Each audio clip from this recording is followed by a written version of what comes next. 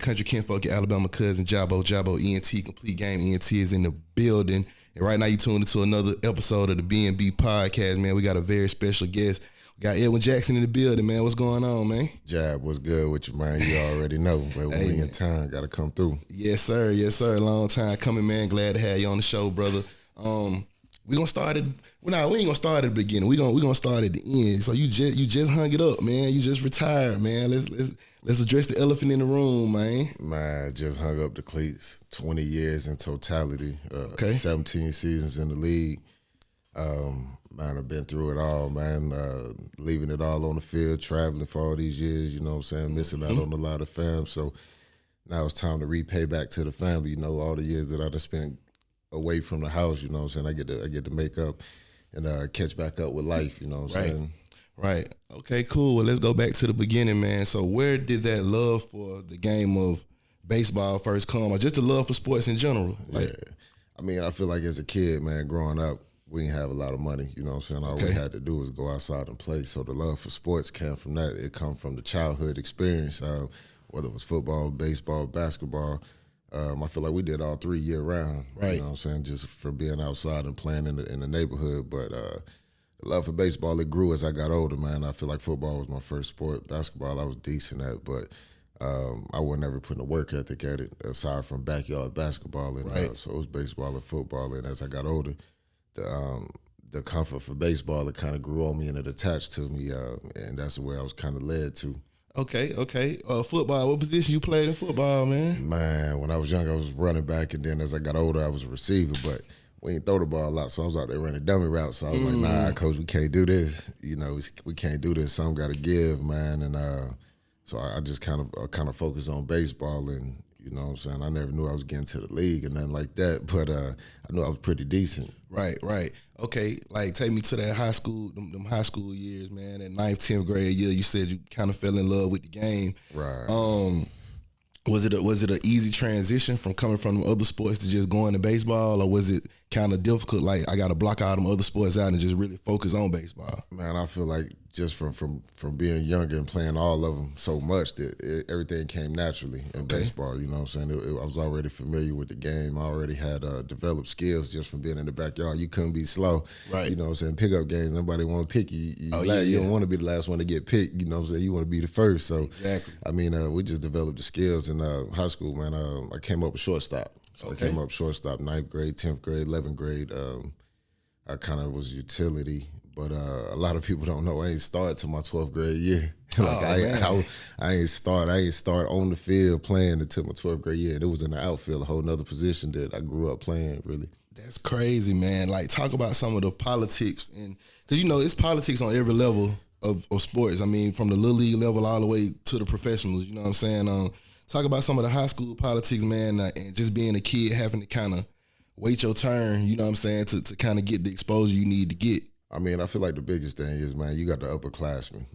When you're an underclassman, you got the upperclassmen ahead of you. Sometimes you got to wait your turn. And I knew that, man. I mean, I had everything from people want me to come to other schools and come start for different schools. And I stayed true to where I was, man. I stayed true to the crew, and I stayed true to myself, you know what I'm saying? I always believe in what I can do. And you know, subsequently, I ended up starting my 12th grade year. We went state that year, so it all fell in place, man. And I feel like that's just kind of a symbolization of who I am as a person. I'm stay true to the home team. I ain't going to just run up because everything ain't going the way I expect it to go, man. I'm going to stick around, and I'm going to grind it out and see what come out at the end. Right. That's hard, man, for you not to be playing and not starting, and they trying to recruit you somewhere else, boy. Hey, transfer portal would have been open for me. Man, I ain't gonna lie. I'm telling you, I couldn't leave out of there. I couldn't leave the partner in them, man. I couldn't leave my boys, man. We already had that chemistry, and I feel like you can't build chemistry. When you got chemistry, it's something special. I feel like a lot of people don't realize that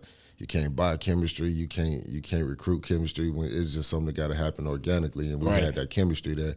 And I knew it, you know what I'm saying? Deep down in my heart, I knew it. I believed in myself. I knew when I got a chance to do something, that I was gonna go do it, you know what I'm saying? And that's just the faith I had in myself, and I let everything in the man up above, and whatever's gonna be, it was gonna be. And that's kind of how I took the field, and that was my approach. Right.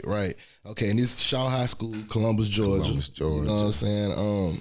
So talk about when you kind of got the realization that, hey man, I might can go to the MLB with this. Like, what was the first like notion that you knew, like, or whoever called you or what coach came, or scout came to see you and was like, hey man, you got the potential to go to the next level? Man, it's crazy. I feel like everybody as a kid, their dream is to get somewhere, you know what I'm saying, in life. If you playing sports, you playing football, you trying to get to the NFL, basketball, trying to get to the NBA, baseball, trying to get to MLB. But honestly, man, I was just trying to get to school. I was trying to get some schooling paid for. I wasn't highly drafted. I wasn't the highly scouted. I wasn't going to any big D1s until at the end of everything. I was committed to Alabama A&M. Okay.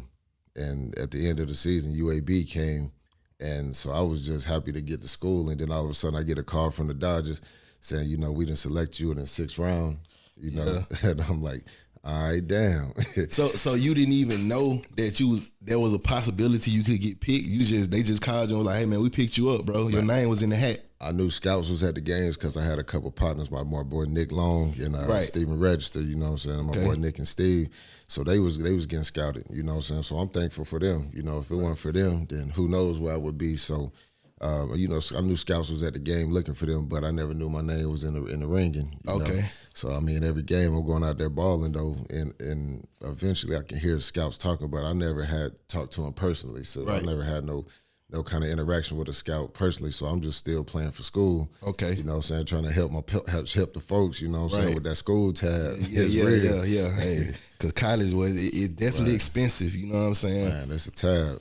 Talk to some of the young kids, man, about, because you know there's a lot of young kids in high school right now, and they may feel like the coach is actually against them. You know what I'm saying? They may feel like the coach ain't putting them in the best position to get seen, or he might be favoring this guy over them when, you know, they might be the better athlete. Like, talk about some of the perseverance you got to have to make it through that. You know what I'm saying? It's like you playing against the opposite team, the coaches, and everything else around you. You know what I'm saying? So I mean, I feel like sports is a direct correlation with life, man, because that's life. Everybody ain't going to be in your favor. Everybody ain't going to be in your corner. Right. But at the end of the day, you got to believe in yourself. You got to believe in what you can do. Everybody given a God-given ability, and everybody's ability is different. And when you find what your niche is, you got to go for it. Leave it all on the field.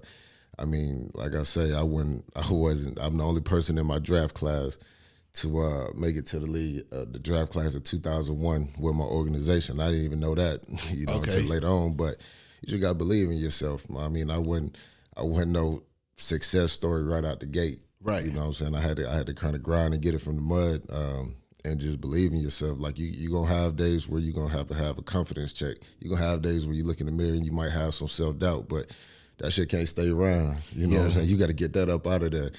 I mean, I'd be lying if I would say that I ain't never had no doubt in myself, but it ain't last too long. You know what I'm saying? They come in and come out and get that shit up out of there, and you got to keep it moving. Yeah. At the end of the day, everybody going through something. Everybody got a story. Facts. And they some stories out there worse than mine. You know what I'm saying? Every time. Yeah. So definitely. So take me to the day, man. You got the call. Boom. They said they selected you in the 6th round. Like, how did you feel? Did you feel something then, or did you feel the shit like when they put the check in your account? Like, take me to the first big check, man. The first check, bro. When you was like, okay, I'm in the league, and boom, I see that plus in my account, and it's real. That check was real, man. But the crazy shit is, Jab. The crazy shit is, man. I got the call. I was about to go hoop. I got off the phone with the Dodgers, and I went and hooped the same day. Oh yeah, that's just how young and naive I was, man. I mean, I don't know. I just ain't never get too excited about nothing until it happened. You know what I'm saying? That's just my personality. I was even killed always as a kid, and I got the call, and I was happy inside internally, but I still hadn't processed it yet. So I went to go hoop, and once that check hit though, once you get to the field, man, and you see that check, and it's a real check, and it's a lot of money. Yeah, it's a lot of money. The first thing you want to do is 6 figures or 7 figures. I signed for 150 including school, so 45 of it for school. So initially I got 105 at the end of the day. So it's money, but it ain't no whole bunch of money in the grand scheme. To a high school kid, for me, $100,000 for me, night and day. I bought a whip, and the rest of it I had to chill because it would have been gone. You know what I'm saying? You ain't making a whole bunch of money in the minor leagues, but just even for coming from where I'm from, just to even say I got 100,000, I can buy my own whip. Right. You know what I'm saying? I was proud in that moment. I was like, I can go get the rest. I just need a start. Right. So I look at that as my little jump start, and I can go grind and get the rest. Right. Okay, so you in the minors, man. You fighting your way up through the minors. How many games you end up playing in the minors? Or how many years you stayed? Like 2 years? Honestly, I made it quick. I got drafted 01. I did a rookie ball, and I did extended, where I stayed back after spring training. Okay. And then I skipped a level and went to a short season A ball. Then the next year I went to AA. So I skipped. I got drafted 01, and I made my debut in 03. So for back in that time, that was a real fast track, man. That was fast track. I mean, my first full season pitching when they converted me over from pitcher because I got drafted to outfielder. Right. Kind of did both. I was a mild version of Shote in the minor leagues. Okay. But, so you played some outfield in the minors. They wouldn't let me play outfield, but I hit. Okay. They let me hit and I could pitch, so I did all the drills with the pitchers. I was pretty much out there all day, man, doing everybody work. Right. Then next year I just looked on the list and I was a pitcher because they didn't know what they wanted me to do. Then my first full season pitching, so I got to the league. So you ain't pitched none in high school? I pitched about 20 innings, about 20, 25 innings. Okay. So I pitched a little bit, but all the accolades came from the outfield. So how did they know to convert you to a pitcher? They saw you throw from the outfield one time and was like, hey, man. Because I threw hard. They said off the mound, they like, hey, he throwing 92 to 94 off the mound. Okay. He young. Back then, you throwing 92, 94. You throwing hard. Yeah. It ain't like now. You throwing 94, middle school is throwing 92, 9. Nah, it ain't shit. Nah, 92 ain't nothing. They feeding these kids, man. Ain't shit, but that's what I say, man. I went through the minor leagues pretty quick, but as I got in the league, I came back to the minor league, so I dipped and dived all throughout the minor leagues. Right. Oh yeah, we gonna definitely get to that. Let's go to that first game, man. In the show, you know what I'm saying. You go through the minor leagues, they give you the call, like we're gonna bring you up. You know what I'm saying. Like how did that feel? Like to just make it to the show. Man, that shit happened so quick. I ain't had time to get nervous till about the third game. Okay, got you. It happened so quick. I mean, I was at the house when I got a call. So I had the AA. Season was over, and I got a call from the GM at the time, and he was or minor league coordinator. He was giving me a call. He's like, "Man, I got a question for you. If I ask you if you, I got a question for you. I know what you're gonna answer. If you had a pitch tomorrow, could you?" I'm like, hell yeah. In the league. So, you know what I'm saying, I went out with the minor league coordinator, stayed out there for about a week. Then I got the call, Dallas Perez went down with an finger injury. And they was like, hey, you going to join the team in Colorado. You gonna pitch first game in Arizona. But I think the biggest thing, man, is just to have the fam there with me. You know what I'm saying? Have all the family front row seat to on my birthday at that, too. So it's a 20th birthday. I'm like, damn, it's my birthday. I'm pitching on my birthday, making my debut. Got the fam there. Shit, and I'm a young kid, man. I got the whole organization like riding on me right now. I'm 20 years old. A kid amongst men, literally. I mean, the next oldest person in the whole game was probably 25, 26. Right, a grown man. Literally, yeah. So, and then you face Randy Johnson, you know, the big unit, you know what I'm saying? And he a legend in himself, you know what I'm saying? I grew up watching him. I'm pretty sure you did as well. So how did it feel to go against, like I'm really pitching against I'm here. I'm right here now. Randy Johnson, Randy Johnson. My whole thing is the crazy shit is my thing is I wanted to get a hit. I was like, man, I want to get a hit off Randy Johnson. I want to get a hit off this man, but that shit was nasty. Did you? Oh, you faced him? You got the bat against him? We was in the National League, I was swinging at everything. Now, Big Rand, is that shit coming, or is it? You know what I'm saying? Like on TV, like it's coming. I feel like at this point it was later on in his career, so he wasn't throwing as hard.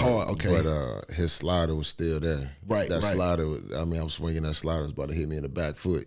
I never had seen no shit like that in the minor leagues. You know what I'm saying? But I was ready for it. But we ended up getting the win, man, and that was dope, man. And I just remember in the clubhouse, they like, your little ass ain't even old enough to drink, but we gonna pour it on you. Yeah. Real time. Salute to them boys, man.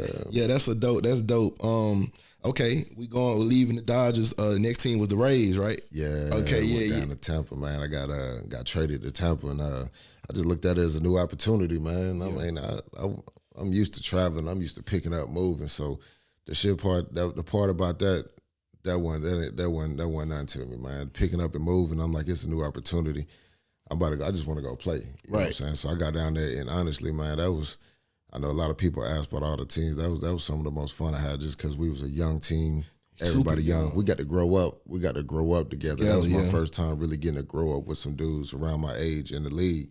Yeah. And I mean, you got BJ, you got Carl Crawford. For those who don't know, 1501 CEO Carl Crawford was on that team. Definitely, beast. That was the big homie, man. He took me under the wings on that Tampa team, man. Yeah. And that was my dog. You know, that's the first time I seen a Bentley in person.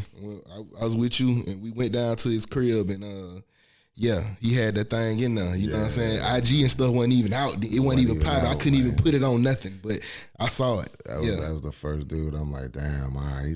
So a little young nigga like me. Like, shit, we finna ball. Yeah. And we did, you know what I'm saying? We went from 100 games to going to the World Series, man. So I tell everybody that's why I really got a chance to grow up at.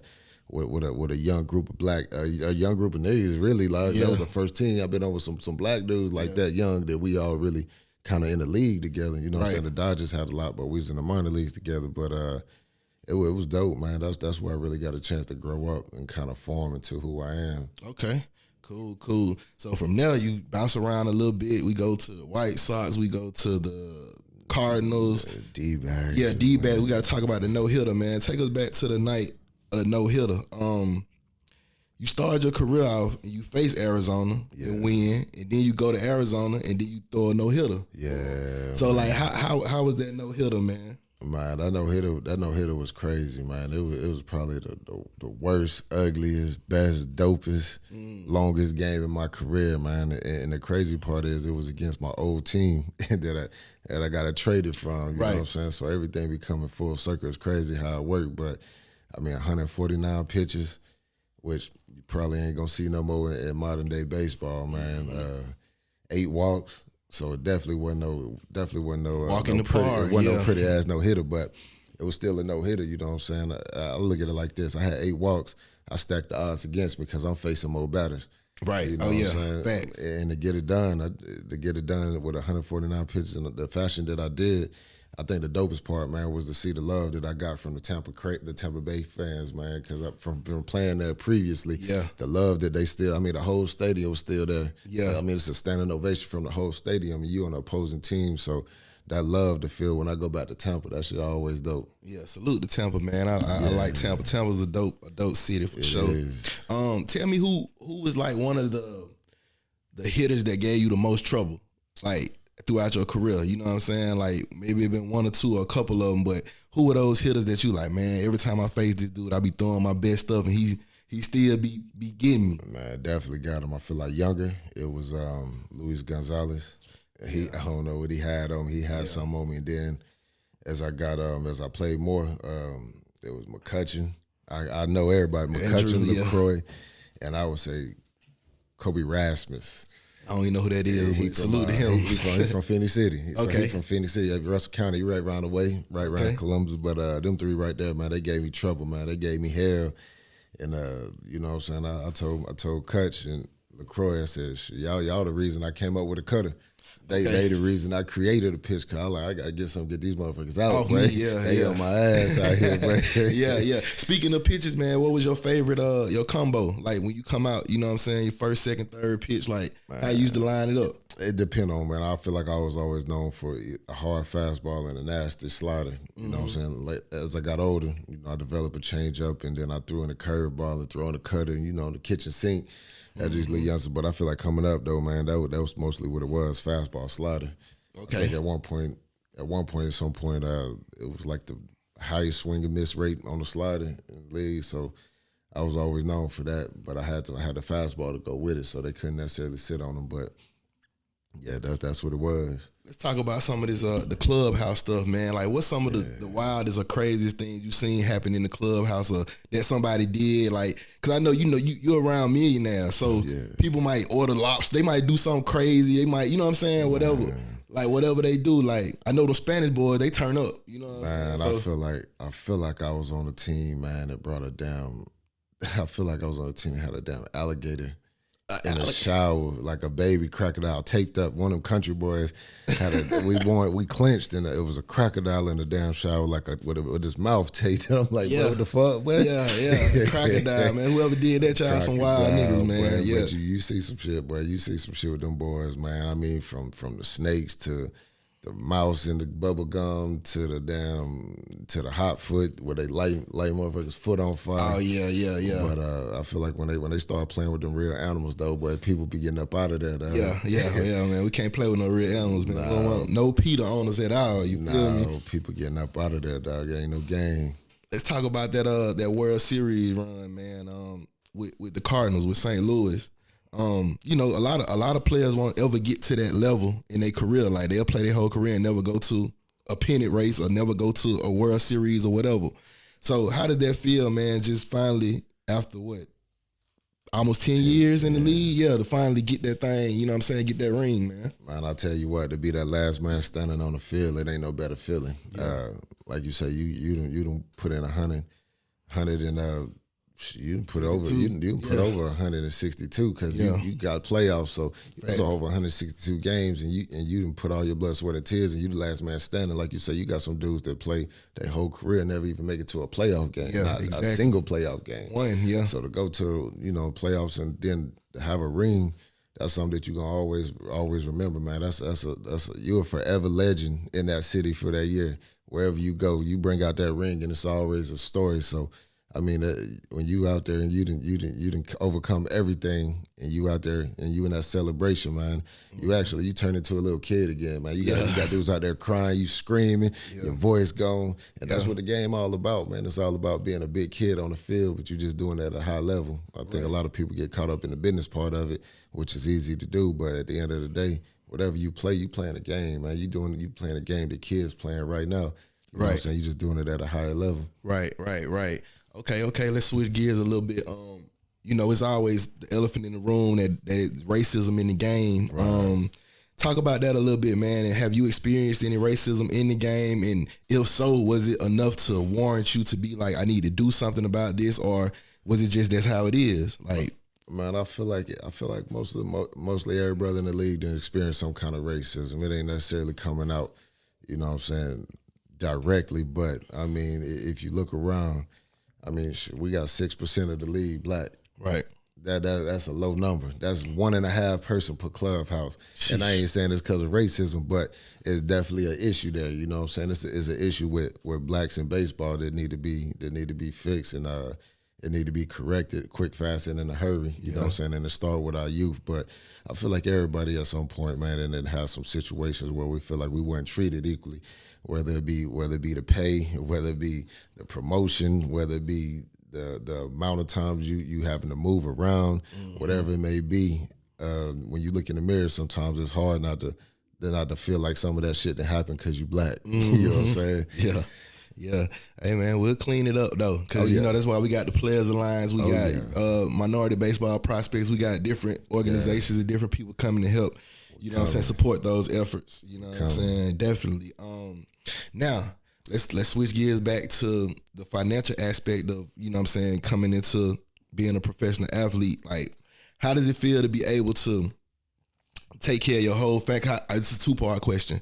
To take care of your whole family, and then on the flip side, how does it feel to be that person that everybody calls for help when they need something? It's a double-edged sword. Yeah, that's why I want to get both sides. You know what I'm saying? You hear that shit Biggie said, more money, more problems, and everybody think it's a cliche, and everybody like, oh, okay, but that shit real. Yeah. You know what I'm saying? It's a gift and a curse. You know, it's always good when you able to support everybody and you able to take care of everybody. Right. But at the end of the day, you almost hear everybody, the end of it, you hear everybody problems too. Like I feel like I done been a counselor to a lot of niggas. I done been a counselor to a lot of friends. I done been a counselor to family. And I kind of, for me, I take it in stride because I'm even killed, so I try not to let it get me too bent out of shape. But sometimes you got to put your phone down, man. Sometimes you got to turn it off. Especially in the midst of a season, you know what I'm saying? It's a lot to deal with, and you got to learn how to do it. You know what I'm saying? You got to learn how to deal with it, and everybody's situations is different. But for me, you know what I'm saying, I always been one, if I got it, my family got it. Right. You know what I'm saying? And even with that, sometimes I still have to scale back because I got to realize shit. Not only do I got immediate family. I mean, I got not only do I have my external family, right, I got an immediate family that I got to deal with right now. You know what I'm saying? I got kids, I got a wife, I got stuff that I got to handle at home. So right, trying to figure out how to handle at home and then handle everybody else, it can be tricky if you don't tap into it early. Yeah, and I think it take a person that's like you said, even killed and kind of, you know what I'm saying, it take a lot to take all of that on, you know what I'm saying, because I kind of get that from a different scale, not your scale, but you know, this ain't your people think, hey man, you got this, I'm supposed to have it, you know what I'm saying, I got a problem with Kyle, I know bro gonna look out for me, whatever, so definitely you gotta be rational about how you do stuff. Definitely, man. That's why I say I'm blessed to be in a position, man, where I can honestly say I done damn near helped everybody at this point, and I'm still able to, you know what I'm saying, to live your life. Yeah, you know what I'm saying, because I always feel like anything that I gave out, anything that I took a loss in, all that shit gonna come back. Yeah, you know, I ain't gonna chase it, but it's gonna come back. And as long as I believe in that, it is gonna come back, because I'm a grind. Regardless whether it's on the field or off the field. I mean, shit, life don't stop because I stopped playing. Oh, nah, bills keep coming. But it's definitely been a blessing to be able to put some people in positions and help people see some things that they might not otherwise seen. You know what I'm saying? Had I not shown it to them. For sure, because you make a person week, they month, they year, just by going to the club with you. You know what I'm saying? Something that small, you know what I'm saying? It's just being VIP, going to the section, having a ball, throwing some ones, that'll make a nigga whole year. You know what I'm saying? The average person. So that part. Definitely, yeah. So definitely, man, I definitely take my hat out to you for that and commend you for that. All right, let's switch gears to some of your off the field stuff, man. We got to talk about the complete game entertainment. You know what I'm saying? Y'all already know what that is. You did what I'm saying. Yeah, man. We started that. Like, what did you? I always wanted to ask you this. What did you see in me to, you know what I'm saying, make you be like, man, I want to rock with JABO, bro. Like he all right. Man, it started with work ethic. I saw you up at the studio. So aside from the music, I heard you had the music, but I looked at beyond the music. I was like, bro, this dude, he going up to the studio. He gone all night. He working. He up at all times of the night. So I'm like, if he take that and he put it into his music, he gonna excel. Right. So it started with that, because I remember the first time the music, I just listened. I ain't never say nothing to you about it. I listened to it. I grabbed your mixtapes. I pop them in. But I'm like, man, shit, I'm in a position. I like music. I feel like it's a second passion. Let's do something. Right. Let's do something. I like, bro, work ethic. You know what I'm saying? It wasn't even just because you was messing with nobody in the family. It didn't even have nothing to do with the family. You know what I'm saying? Right. But I like the work ethic, and I seen how you was, dog. I seen the passion. I seen the motivation. And I could relate because I had the same motivation what I was doing. So I'm like, hey, you know what I'm saying? Anybody that's on a like mind with me, gonna do something. Like, them the kind of motherfuckers I want to be around. Right. And we did a lot, man. Like, I appreciate you, bro. Like, we charted records. We made it on TV multiple times. You know what I'm saying? We've done a lot. You know what I'm saying? So definitely we left our imprint in the game, man. If we never make another record forever, we did what we did. You know what I'm saying? Thank you, man. Appreciate you, brother. Likewise. But okay, any other off the field endeavors? I know you got the workout facility. Man, we got a T play. We got the Players Alliance, man. Okay, obviously, that's a group of us players in the league, black players, and we trying to tap back into these communities, man, and you know, reach out to these kids and let them know they have another avenue, you know, to explore aside from football and basketball. You know what I'm saying? They didn't even got different avenues. I know everybody just look at it from an athletic standpoint, but I look at it from a business aspect. And at the end of the day, the ownership is bigger than the player. So if you can strive for ownership, you know what I'm saying, you bring in the players. You bring in who you want to. So we trying to tap into that, man. And a lot of the stuff off the field, man, it's just family, man. Like I said, I'm just catching up with times I've been gone and enjoying the family. Obviously, you know, I do some little business here and there, which is gonna be. But I mean, for the most part, man, I'm chill, and I want to enjoy the family. I want to watch these kids grow up, man. I want to be in their lives and let them know, you know what I'm saying, that I'm here. Get to coach them up. You know what I'm saying? Yeah, I'm here for sure. And that's a blessing about making it so young. You can still really have a whole career and then still be a dad after your career. Right. Just like you, because you're still a young man, you know what I'm saying? Yeah. So definitely. So when did you know that all right, man, I done did my tours, I done did my I done did everything I'm gonna do in the game, and it's really time to hang it up, bro. Like, man, I feel like it came for me, man. I feel like when the game get too disrespectful, okay, and I feel like I'm in a position where I ain't gotta put up tolerate with disrespect. And that's when it's time to go home, because I can still play right now. Like, it ain't even about if I can play it right now, but I couldn't deal with the disrespect. Oh yeah, nigga, I seen you throwing on IG now. I see you still throwing now. Like, yeah. And it comes to a point in a man's life, especially as a black man, when you got to look in the mirror and be like, I ain't doing that shit. You know what I'm saying? I ain't got to put up with it. You know what I'm saying? I'd rather sit at home with my family for the mental. Okay, and that's what was the big decider, man. Obviously, and now also the kids getting at an age where they can't travel all the time. They got school and they got a lot of sports going on. So I had to take that into consideration too, man. At what point, what am I playing for? Am I playing for the money? Am I playing for the love? And is all that more important than my family? You know what I'm saying? And nothing can compare to the family. So I'll sit at home and I continue to grind, you know what I'm saying? I continue to find ways to keep me busy, but that's ultimately what it came down to, man. I couldn't deal with the disrespect, and it wasn't worth sitting at home with the family or missing out with the family. Yeah, okay. And 14 teams overall, right? Right. That's the most that's MLB history. So like how, man, because I remember one time we came to one of your games and we were waiting on you after the game and shit, and they was like, we saw the team get on the bus, and we was like, "Well, bro, and you had got traded to the Braves actually, who y'all just played." So how did that feel, bro? To not know when we come out the field, nigga, my name might be on the trade, but I might gotta fly somewhere else as opposed to where the team going. Like, did it get like overbearing at sometimes, or did it just be like, oh, it is what it is? Man, it kind of is what it is, man. Like you say, when you understand, I understood the business part of the game at a young age, so I understand the travel that come with it. Plus, I was predestined for it. I'm a military brat, so packing up and moving, that shit ain't nothing to me. You know what I'm saying? I'm used to it. Yeah. That's almost like second nature. So, I mean, the hardest part is just making sure the family's straight. You know what I'm saying? 'Cause when I leave, shit, wife, she there with the kids by herself. Like, I'm gone. Like, they put me on the plane. Hey, we in the city the next day. So just making sure she's stable and she got a little process that she can do, make sure she cool. That's my biggest concern. And we had a nice little team around us to help out with that. Shout out to my boy Nicky Nice. Nicky G. Nicky G, making sure everything get set up on the home, man. But I mean, that's a big part of it too, man. I can't lie, man. The wife, she held it down at the crib, bro. She an instrumental part of, you know what I'm saying, everything that happened, you know what I'm saying? If the house ain't right, on the field ain't gonna be right, you know what I'm saying? So she did everything she did the right way to make sure that I was able to go out and perform the way I needed to perform. So shout out to you, E. You already know. So let's go back to the Cubs, man. The Cubs is when you got that deal. Right. You know what I'm saying? Like, you had other deals before, you know, you had different 1-year deals and stuff, but how did it feel to get that multi-million-dollar deal, 4 years on 50-something million? Well, I forgot what it was, but it was a nice chunk of change, man. How did that feel? Man, that felt good, man. It felt like you was getting rewarded for work you done put in. Another thing, it was stabilization, you know what I'm saying? I had been moving around so much, so to be like, all right, I can be in the city for 4 years, and kind of be stable.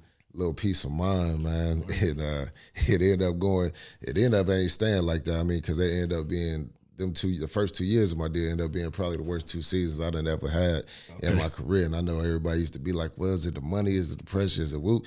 Honestly, it wasn't none of that, bro. I never felt no pressure. I always knew the money can come quick as it can go, so I never got super crazy about the money. You know what I'm saying? The bread wasn't ever an issue. It was just one of them shits that everything that could go wrong, it did. And I felt like it was really a test. It was a test of character. Right. You know what I'm saying? To see how I'm going to perform and how I'm going to act on it, because them 2 years I went through that, it wasn't shit else in baseball that could break me. Yeah. And I was the same dude every day, you know, so I ain't never switch up, I ain't never change.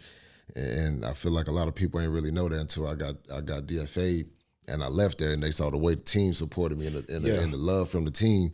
And so it kind of put it in a space like, damn, he played like shit, but his team respected him. Yeah, he's a good guy. His team respected him. That's one thing that's known about you around the league. Even when I talk to other players and people that just know you, they like, man, he's a good guy to have in the clubhouse and around the organization, because I mean, he been here since he was young. He's just a very humble guy, and he can talk some of these other guys up and let them know what they to expect. You know what I'm saying? So definitely, man, that's a good trait to have. You know what I'm saying? Let's talk about what's next, man. What's next for you, brother? Like, you retired, or you just gonna kick your feet up and go fishing, or what you gonna do? Nah, I don't know how to do that, man. I don't know how to kick my feet up, man. Man, I feel like what's next, man. I don't know. I might do something with an organization. I ain't really sure yet. I'll take it into this off season. I got a little time right now with it being at the end of the season to kind of think about what I want to do within baseball aside from the Players Alliance that I'm already doing, man. But right now, man, honestly, I just been handling the business. I have investments, and we got a dog, so man, that's keeping me busy with them kids, and I really just been enjoying life right now, man. And like I say, in a couple months, with me already having some businesses going in a couple months, man, I really think about if I really want to do something in baseball again. You know what I'm saying? But I feel like it's a luxury. This is the first time in a long time where I could wake up and do what the hell I want to. So I just been really enjoying it, man. And I feel like when it's time for something to come to me, it'll come to me. Because I ain't going to sit around and get bored. I don't know how to do that. Right. You can't do that, man. You know, you stagnant, you lost. You know what I'm saying? You lost, you're going to be gone. Yes, sir. When Gucci say you lose your sauce, it's a wrap, man. Hey, boy, you can't lose your sauce. Hey, boy, you can't lose your sauce, man. For sure, man. Well, we appreciate you stopping by, bro. You know what I'm saying? Giving the good game, spitting the jewels, man. We appreciate you coming by, dog. Yes, sir. You already know. CGE. Yes, sir. Yes, it's been another episode of the BnB Podcast, man. JABO ENT, complete game ENT in the building. Mr. Edwin Jackson, man. Hell of a career.